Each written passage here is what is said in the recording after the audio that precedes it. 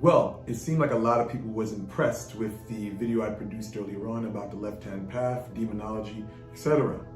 I figured, why not make a follow-up video, bring out some work that I perceive as being very beneficial to those that are in the quest for understanding about the left-hand path as well as demonology. This is from the Hebraic perspective, the Jewish perspective, but no, I'm not claiming to be Jewish or anything like that. But when I was coming up, I had an uncle that was in the Masonry. In Haiti, if you are a Mason, you're going to study Kabbalah. That is out of the question of being a Mason and not understanding Kabbalah. If you're going to talk about demons, you got to study the Kabbalah. I was introduced to the Kabbalah at a very young age, so for me, my understanding of Goetia came from the basis of the Kabbalah. But basically, as I stated earlier on, when you're talking about the breaking of the vessels, you basically understand the clip-off, you have to understand the beginning, because if you're talking on a theoretical level, you got to understand the beginning from where it all started. And I want to start off with sharing the book called the Sefer Yetzirah. This book right here is a powerful book. Of course, it's the English translation, but the Sefer Yetzirah is a breakdown of the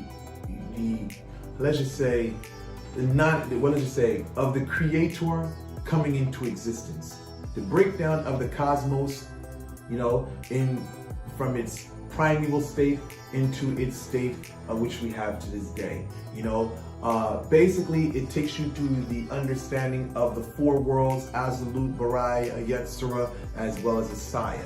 It breaks down, the 10 animations of the Creator, which is called the Shethara or the Sephira.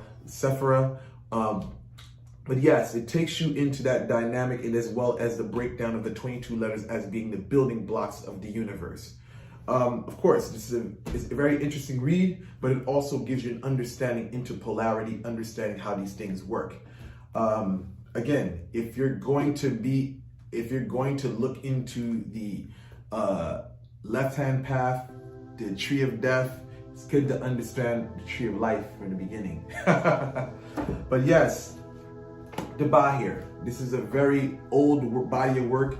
I just recently picked this up again. When I moved when I was younger, I lost this this piece here, and I recently reordered it. But the Bahir is pretty much a couple of takes of like different perspectives and different views and philosophies within the Hebraic tradition of Kabbalah. But yes, this is a very interesting read.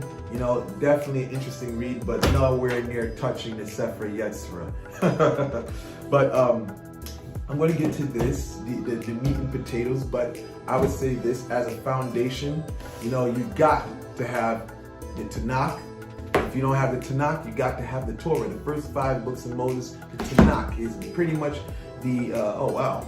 Man, you can see, I had this book when I was a teenager. You can still see my notes from McGregor Mathers, Kabbalah Unveiled. Yeah, this stuff here is from when I was a teenager. Still having it today. My final days in my 30s. Stuff that I did when I was a teenager. I still have this in here. Wow. This thing brings back memories. Man, I even got teenager. I had to be 19 when I put all this stuff together. Wow. Hey, fix this. Oh. Man, I even got the Hebraic alphabet for when I was doing gematria, numerology, Kabbalah numerology. Man. You got to have these pieces right here, because sometimes you're going to make references when you're doing your numerology or you're getting your understanding, because in reference to the Sefer Yetzirah, there may be references to the scripture. It's good to have it, because sometimes what you're going to find is that there are calculations that are basically put into play, and it's best to have the Hebrew in English, because you'll see the Hebrew, and if you're going to do the numerology with the Hebrew, you can make reference back to the Hebrew in these texts, whether it's the Torah or whether it's the Tanakh, But yes, that is a whole nother aspect. Some people may say, what use is that? Well, if you talk about the mark of the beast, excuse me, I'm not going to say that. That's another bad example. But if you're talking about certain angels, certain demons whatsoever, they make reference to them in the Old Testament. When he's talking about the Leviathan, he broke the head on the waters of Leviathan. That is a very deep concept, because if you read McGregor Mathers' Kabala Unveiled, you'll understand the breaking of the head of Leviathan is pretty much the Edom king, the kings of Edom. But again, that's just to show off my wisdom. But the breaking of the head of the kings of Edom goes back to the breaking of the vessels. But that's a whole deep concept. Basically, the breaking of the vessels, which I said earlier on, is pretty much the primeval state of the universe. The universe before this universe, which they could not maintain the power of the creator, which was shattered. And this is why we have evil here. But again, that's just me showing off my wisdom. But anyway, but yes, you gotta have the Tanakh, and you gotta have the Torah. If you want to make sense out of this, you have a better perspective of what you're doing, you gotta have these pieces here. Now, we have two bodies of work here, pretty much for practical use. We have the Greater Keys of Solomon. This bitch saved my life, because I remember when I was younger, in my teens, I was doing some stuff that I was not supposed to, and it was a life or death situation. I had the seal of Mars with the scorpion on there. Basically, some dudes try to rob me. I turned around and end up robbing them. That's a whole nother story that I don't want to talk about in detail, but this thing right here saved my life. When you know how to put these things into use, hey, they'll save your life. But yes, this is a book pretty much with seals from Mars, the planetary seals of the 7 planets. They claim that these are seals or protective amulets that King Solomon used, to control demons, things of that nature. I don't know necessarily if it's true or not, but according to this book here, they're saying that this is a reference to seals that King Solomon actually used. Now, this is called the Keys of Solomon. Some people call it the Greater Keys of Solomon, the Greater Keys of King Solomon. I don't know if it's true or not, but the seals definitely work. Now, what we have here, we have the Goetia.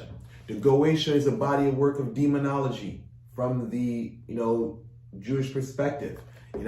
Basically what we have here is a bunch of seals basically utilized to control as well as summon different deities from the left-hand path. But the only thing I find that's very interesting about this is that some of these deities that are mentioned here are Canaanite deities that did not have that bad connotation. So it's really, viewer discretion is advised. You have to use your own discretion whether to believe everything that you read in this material or not, because there's deities from foreign cultures that those cultures did not consider them malevolent beings. But because we have this Judeo-Christian perspective, of course, if you're not serving the God of Jacob, Isaac, and or Moses whatsoever, you're considered a pagan whatsoever. So you have to take that perspective into consideration when you're looking at this body of work. But yes, this body of work should be entertained with caution, because if you don't know what you're doing, this shit can easily go left, and you can end up in the hospital with stab wounds in the back of your head, stab wounds in your back, and fucking stab wounds in your arm. Trust me, when I was young, dumb, and stupid as a teenager, I fucked around with this shit, and this shit got me in a fucked up situation. Yeah. In fucking prison with a nearly, broken jaw. But you got to learn some way. Sometimes you're blessed to be. Some people are actually blessed to go through trial and error and live, and some people are actually not. So listen, I'm not giving you any of these references to go out there and do any crazy stuff and hurt yourself. I'm just giving you this information just as a study guide and things to look into whatsoever. So I hope this video was very entertaining, and I hope that you like my selection, and I hope that you find entertainment in your reading, because this is some very interesting work. I would recommend it to anyone, So with that said, I conclude this video. I'm out.